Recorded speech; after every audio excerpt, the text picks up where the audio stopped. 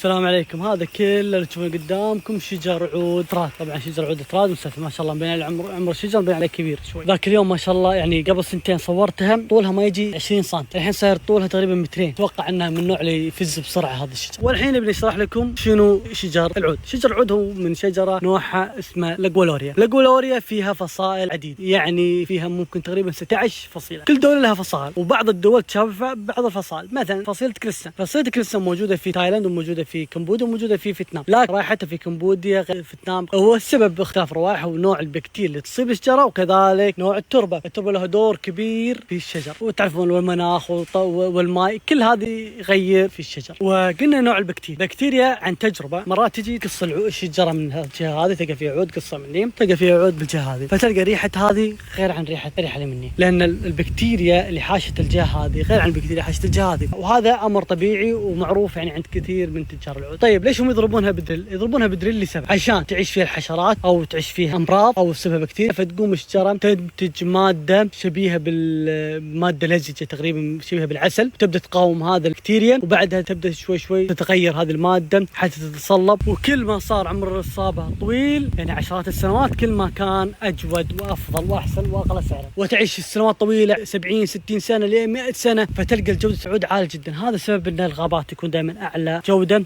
واغلى سعرا. وان شاء الله عاد ان اختصرنا لكم واعطيناكم فائده بسيطه عن شجر العود.